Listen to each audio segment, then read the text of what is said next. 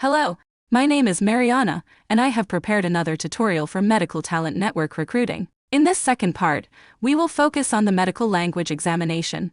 The medical language examination is a specialized language test for foreign doctors who wish to work in Germany. It is an essential part of the recognition process and a prerequisite for obtaining a professional permit or medical license approbation. Without this certification, you cannot work as a doctor in Germany.